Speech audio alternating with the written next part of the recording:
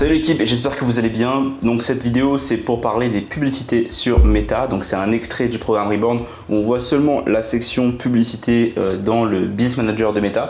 Donc pour toutes les personnes qui souhaitent découvrir un peu plus l'activité Media Buyer en détail, voici une vidéo d'introduction sur ce que c'est une publicité concrètement. C'est donc un extrait gratuit du programme où on accompagne des salariés à devenir indépendants financièrement grâce au Media Buying et grâce aux compétences qu'elles vont pouvoir apprendre avec nous, et ils pourront démarcher des clients par la suite et devenir indépendants financièrement grâce à ça. Si c'est quelque chose qui t'intéresse, il y a les liens dans la description pour pouvoir en apprendre plus, et n'hésite pas à t'abonner à cette chaîne YouTube. Moi je te dis à très bientôt et je te laisse avec la vidéo. Maintenant on se retrouve dans la partie qui s'appelle publicité, donc c'est la partie visuelle que les gens vont voir physiquement sur leur téléphone, sur leur ordi. Pas de slide ici parce que je vais tout vous montrer directement sur l'écran. Donc publicité, qu'est-ce que vous avez au-dessus? Forcément vous avez le nom, vous allez pouvoir changer le nom de la publicité directement ici. Vous avez un petit message qui est copublicité. Si vous cliquez là-dessus, en fait ça va vous demander ok, est-ce que vous voulez faire une copublicité avec un créateur ou avec une entreprise? Donc par exemple vous avez un partenariat avec une autre entreprise ou avec un autre créateur par exemple, et bien vous pouvez choisir de avoir le nom qui s'affiche au-dessus ici. Donc voilà, dans ce cas-là on va désactiver ça. Ici vous pouvez choisir de faire la publicité sur la page Facebook de votre client spécifique, et vous pouvez connecter le compte Instagram ou utiliser la page Facebook sur Instagram comme emplacement pour faire la pub.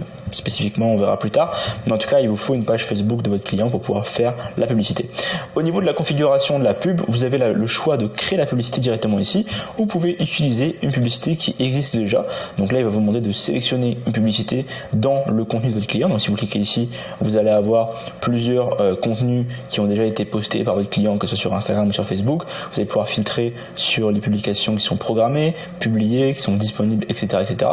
Et vous allez pouvoir choisir laquelle vous pouvez mettre en avant si vous voulez promouvoir une pub qui existe déjà. Dans notre cas, nous, on va vous montrer la partie qui s'appelle créer une publicité. Quand vous créez une publicité, ça va créer en fait une pub qui ne va pas être présente sur la page physiquement de votre client ou du compte Instagram. C'est pas un post qui va être créé. Comme on va en créer plusieurs, heureusement d'ailleurs, c'est pas des posts qui sont créés physiquement, c'est des choses qui vont tourner au nom de la page ou au nom du compte sur Internet sans être physiquement présent sur la page comme étant un post. Là, il peut vous dire que vous allez pouvoir créer une image, un carrousel ou une collection. Vous avez un petit bouton qui s'appelle publication multi-annonceur. Donc là, c'est quand on active ça, ça augmente l'exposition de publicité auprès des personnes susceptibles de faire un achat. Vous pouvez le cocher ou le décocher, ça va pas avoir un gros impact selon moi ici. Donc au niveau de l'image ou du carrousel, quand vous allez choisir l'un des deux ici, ça va changer ce que vous pouvez faire ici. Là, il faut comprendre que vous allez pouvoir choisir une image ou une vidéo. Donc si vous faites cliquer sur une image, vous allez pouvoir ici choisir des images qui sont déjà présentes dans votre compte ou bien en importer depuis votre ordinateur pour pouvoir lancer la publicité. Et si jamais vous mettez une vidéo, il faut cliquer là-dessus sur ajouter une vidéo. Si je mets une image par exemple, hop, je vais mettre une image. Il va vous dire, ok, est-ce que ton image, en quel format elle est? Donc là, il te dit, voilà, ça c'est le format pour le feed de Facebook, donc le feed de l'actualité de Facebook, ça va ressembler à ça. Ok. Maintenant, ça, c'est le format pour les stories. Ça veut dire que là, mon image n'est pas adaptée au format story, il y aura un espace qui va être pas de la bonne couleur ou quoi, en bas et en haut, et ça, c'est le format pour la colonne de droite. Je vais vous montrer plus tard dans les vidéos comment créer des formats spécifiquement pour les stories, mais moi, vous voyez que vous pouvez les changer ici et les remplacer directement ici par d'autres images. Dans ce cas-là, voilà, il a mis l'image au centre, et là vous allez voir sur le côté qu'il y a le bouton aperçu l'image qui a été créé, qui a été activé, et du coup si vous déroulez à travers ça, vous allez pouvoir voir l'aperçu de vos différentes images dans les différents contextes. Dans notre cas à nous, voilà, l'image elle est en carré, mais ça apparaît comme ça en story quand ce sera le cas, pour vous montrer à quoi ça va ressembler en fait. Si vous voulez changer l'image et mettre une vidéo, si vous cliquez sur modifier, vous allez juste pouvoir en fait modifier ici le contenu au niveau de l'image. Vous ne pouvez pas mettre une vidéo. Pour ça, il faudra cliquer sur la petite poubelle pour supprimer ça et venir mettre du coup une vidéo à la place, et là vous pourrez mettre une vidéo. Au niveau ensuite, donc je vais mettre une image, hop. Je vais hasard juste pour tester, voilà. Une fois que c'est fait ici, vous allez pouvoir descendre à ce niveau-là, et là dans la partie story, quand vous aurez créé vos visuels spécifiques pour les stories, cliquez sur la partie qui s'appelle story ici, faites changer, et là vous allez pouvoir cliquer et importer le format pour la story qui va remplacer du coup le format qui est ici. Vous aurez donc le format pour le feed et le format pour la story dans la même publicité sans devoir créer deux visuels différents au niveau de l'interface. Ensuite, quand vous descendez ici, vous avez la partie qui s'appelle texte principal. Texte principal, c'est ce qui va apparaître ici.